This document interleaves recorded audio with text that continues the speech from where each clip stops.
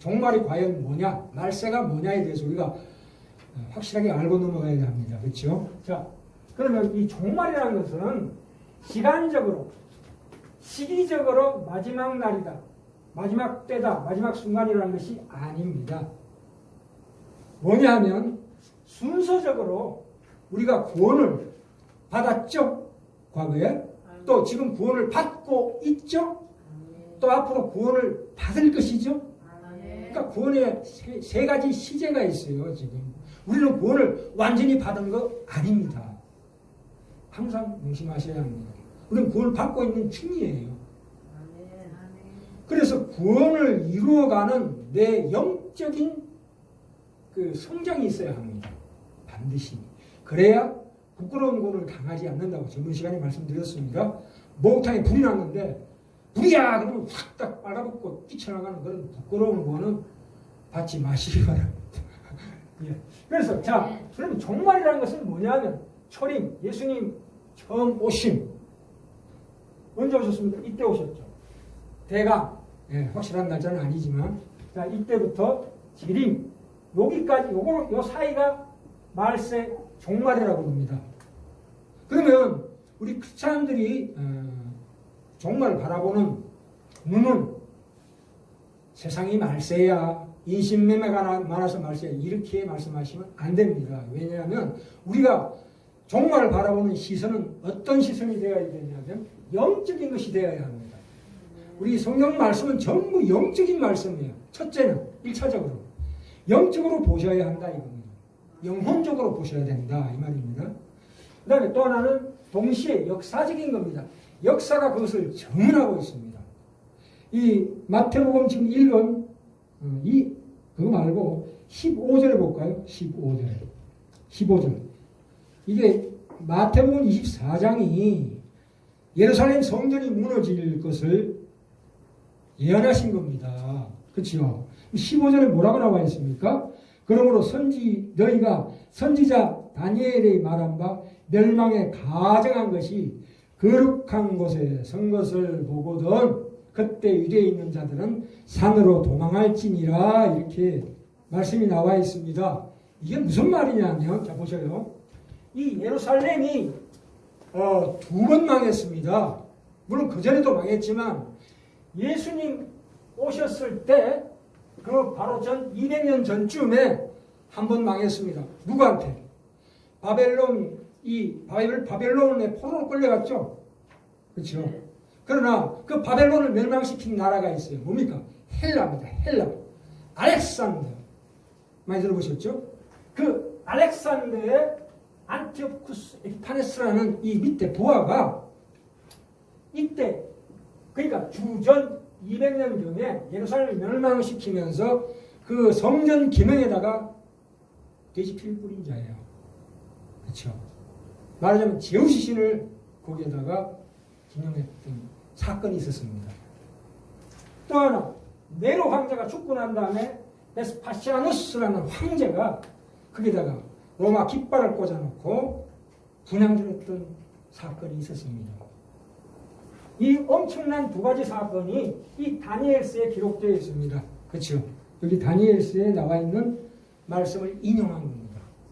자, 그러면 왜 그러면 예루살렘 70년에 망했잖아요. 70년에 예루살렘이 함락이 됐습니다. 그럼 이 사건이 왜 중요하냐면 정말에 이 사건과 동일한 뭐예요 이게? 우주적 최종 심판이 온다는 거예요. 예수님께서 그러죠. 뜬금없이 갑자기 이 두 가지가 같은 사건이다. 이 두 사건을 하나의 답으로 제시하셨습니다. 종말의 날에. 그것은 언제? 예수님 돌아가시고 부활하시고 난 다음에 70년에 예루살렘이 망했거든요. 그 6월절 날 유대인들이 모여 있는데 그 로마의 군대가 거기서 원래는 보급과 식량을 차단시켜가지고 굶겨 죽이려고 했는데 뜬금없이 병사들이 들이닥치는 바람에 그냥 갑자기 그냥 멸망한 거예요. 만약에 그냥 고립시켜서 굶겨 죽였으면 거의 다 죽었을 거예요. 그런데 하나님의 은혜로 그나마 11만 명이 죽고 9만 명이 포로로 끌려간 대사건이 있었어요. 그러니까 이것이 언제? 종말에. 종말이 있을 것이다. 근데 그때를 우리가 알 수가 있나요? 모릅니다. 여기 나와 있는 거 보면은 돌연간 배란간에 온다. 배란간에. 우리가 보셔요. 우리가 보통 세상에 종말 그러면 뭐 지진이 일어나고 무슨 뭐 하늘이 무슨 천재지변이라고 그런 거 생각하시면 안 됩니다. 예수님은 배란간에 오십니다. 여기 나오잖아요. 노아의 때에 시집가고 장가가고 먹고 마시고 하다가 갑자기 망한 거거든요. 그렇죠? 그리고 뭐예요 이거? 도적같이 온대요. 도적같이. 근데 믿는 자들은 그날을 안 돼요. 와, 어떻게 할까요? 참 신비입니다. 어떻게 알겠습니까? 성령께서 어디 계십니까? 우리 안에 계시죠. 경고하시죠. 예고하시죠. 우리가 장례식 많이 가시죠. 저도 이때까지 장례식 한 50군데는 다닌 것 같아요. 갈 때마다 느낍니다. 우리는 죽은 사람을 애도하면 안 돼요. 죽은 사람은 애도할 필요가 없습니다. 왜요? 죽었으면 아무 의식도 없는데 무슨 그분이 천국에 갔으면 좋은 것이고 지옥에 갔으면 참 비참한 것이고 죽은 사람은 말이 없습니다. 그러나 죽은 자들이 뭐라고 얘기합니까? 얘들아 하나님 때를 준비해라. 그 말을 우리가 들어야 합니다. 그 애도가 어디로 가야 합니까? 우리 자신에게 와야 합니다. 아 그렇구나. 죽은 망자가 내게 무슨 말을 하고 있는가를 귀 기울여 들으실 줄 알아야 됩니다. 우리 주변에 흔히 장례식이 많습니다만 갈 때마다 그 생각하시네. 깨어있어라. 맑은 정신으로 깨어있어라. 언제 오실지 모른다. 그것은 이 종말이라는 것은 역사적인 종말 또 있지만 가장 가깝게는 나의 죽음. 그렇죠. 우리는 죽음을 비참하게 보지 않습니다. 비극으로 보지 않습니다. 이 고통밖에 없는 이 세상을 떠나는 영원한 나라로 넘어가는 지극히 큰 축복입니다. 이 심판이라는 것은 하나님을 반대하는 자들의 심판이지만 우리는 우리의 영혼이 정화되는 거예요. 성화되는 겁니다. 성화의 절정이 죽음입니다. 아, 죽음을 앞에 두면 사람이 거룩해집니다. 이 신비를 아십니까?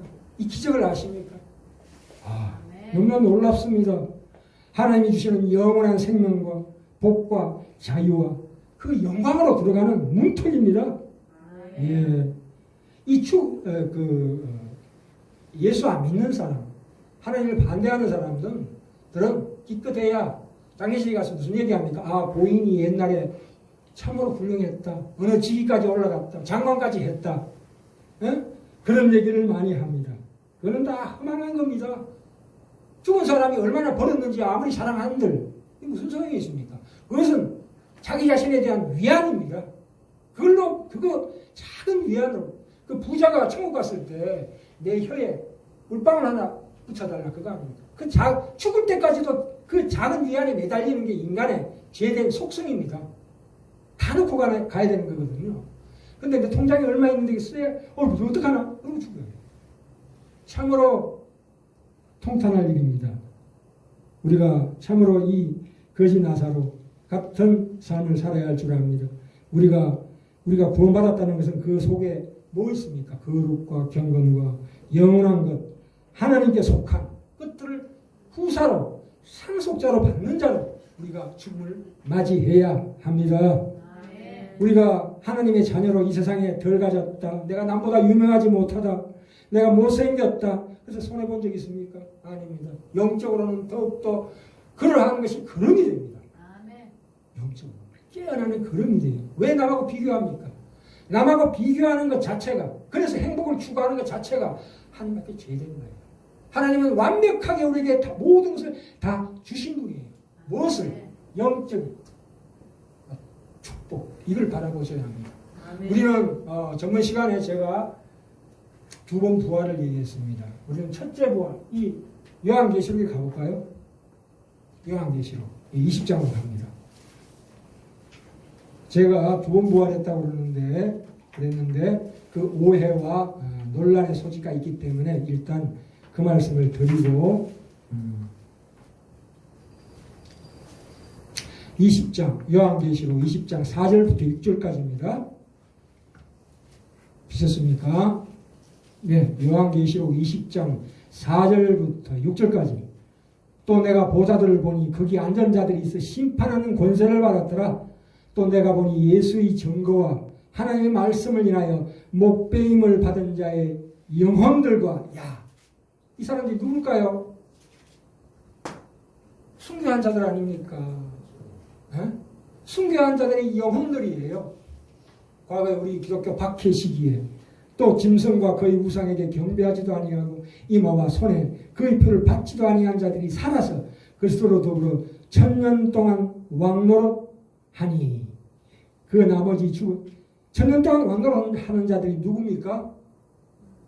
우리예요. 우리라요. 자, 이 1000년이라는 게 뭡니까? 완전한 기간을 의미합니다. 베드로후서에 나오죠. 하나님의 시간은 1000년이 하루 같고 하루가 1000년 같다.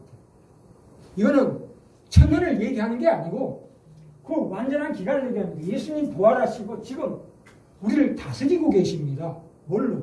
영적으로 다스리고 계시는 거예요. 우리는 그의 다스림 속에 있는 하나님의 자녀예요.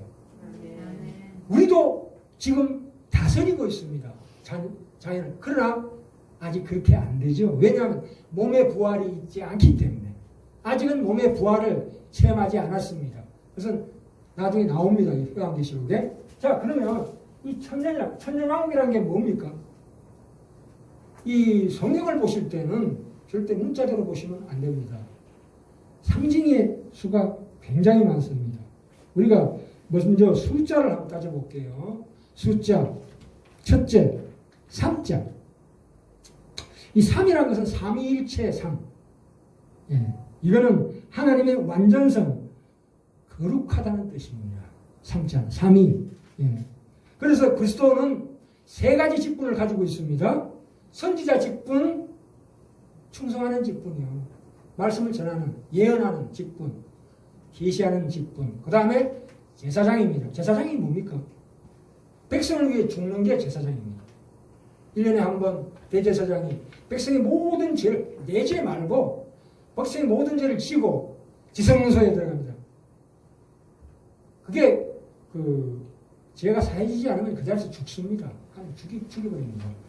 그런 엄청난 직분을 가지고 있는 게 제사장. 우리는 그의 나라와 제사장입니다. 또한 왕입니다. 그러니까 선지자, 제사장, 왕, 이 세 직분을 예수님께서 갖고 계시는데 그것이 우리의 직분과 동일합니다. 그래서 3자는 굉장히 거룩한 겁니다. 그리고 우리 구원을 위한 경륜적 삼위일체라고. 성부와 성자와 성령. 하나님은 한 분이십니다. 하나님 몇 분이십니까? 한 분이십니다. 그러나 구원의 경륜적으로는 세 분이 각기 따로 계십니다. 그래서 삼위일체. 그 다음에 4자라는 숫자가 있습니다. 4는 하나님이 다스리는 모든 피조물이 전체, 동서남북을 가리키는 4자입니다. 그래서 3 곱하기 4는 뭡니까? 7이죠. 7은 완전수예요. 그렇죠? 7이 완전수죠. 네. 그러면 요한계시록에 14만 4천 명이라는 것은 무슨 뜻일까요? 다 알고 계시지만 완전수 7, 3, 4, 12죠. 구약의 12지파, 신약의 12제자, 12 곱하기 12 곱하기 1000, 완전한 기간 1000, 그러면 어떻게 됩니까? 14만 4천. 네, 이것은 완전한, 참으로 주 안에 있는 완전한 거룩한 자들입니다. 그 다음에 6자가 있습니다. 3.5가 있습니다. 3년 반이라는 얘기가 많이 나옵니다. 요한계시록에. 그것은 환난을 의미합니다. 이 파멸을 의미합니다. 3년 반이라는 것은 숫자대로 보지 마시고요. 그 고통과 환난의 때를 상징합니다. 6자 있습니다. 6은 이 7자는 12는 하나님의 뜻으로 된 조직을 의미합니다. 12는 12. 그런데 육자가 이상합니다. 육자는 뭡니까? 인본주의입니다. 하나님을 반대하는 자들의 그들이 하는 그 노력, 어떤 건설 이런 걸 의미할 때 육자를 씁니다. 근데 희한한 게 이 마지막에 등장하는 적그리스도도 이 삼중직을 가지고 있습니다. 그걸 모방해가지고 나중에 한번 풀어보겠습니다. 우리는 지식의 절제를 가질 줄 알아야 합니다. 성경에는 천국이 상황에 대해서 잘 안 나와 있습니다. 간단하게 나와 있습니다. 간단 명료하게 나와 있습니다. 왜요? 전부터 말씀드렸지만 얘기해줘봐야 못 알아들어요. 자꾸 이상한 대로 번지니까 하나님께서 아예 신비하게 감추어 두십니다. 우리 말씀은 신비하게 감추어 둔 부분이 많습니다. 그래서 이런 것들을 우리가 먼저 알고 요한계시록을 알아야 될 것 같습니다. 다시 한번 말씀드립니다. 하루가 천년 같고 천년이 하루 같다. 천년왕국이라는 것은 지금 이 시대를 가리키는 겁니다. 1차적으로 물론 여기에 대해서 반론을 제시하는 신학자도 계시지만 그러나 1차적으로는 이 전체 기간이 천년왕국입니다. 이해되십니까? 지금이 하나님의 다스 예수 그리스도 우편에 계시잖아요 지금. 그렇죠? 첫째 부활이라는 것은 왕노릇하는 자들의 영혼들에 적용된 것입니다. 그렇죠? 우리가 왕노릇하는 영혼들입니다. 그것은 바로 거듭남입니다. 거듭남. 이미 우리는 죽음을 통과한 거듭난 자예요. 그렇지 않습니까? 영적으로 보시기 바랍니다. 육신은 죽을 거지만 그러나 나중에 육신도 영광스럽게 변화될 것입니다. 로마서 6장 11절에 뭐라고 나와 있습니까? 너희도 너희 자신을 죄에 대하여는 죽은 자요. 뭐에 대한 죽은 자요? 죄에 대하여는 죽은 자요. 그래서 예수 안에서 하나님을 대하여는 산자로 여길지어다. 산자로 여기래요. 나 자신을. 대단한 말씀이죠. 에베소서 2장 5절에서 6절까지 허물로 죽은 우리를 그리스도와 함께 살리셨고 너희가 은혜로 구원을 얻은 것이라. 이 은혜는 선물입니다. 내가 믿어서 가는 게 아니고 하나님이 내게 선물을 주셨어요. 구원을 주셨다 이겁니다. 그게 칭의입니다. 내가 구원을 받았다. 받은 자예요.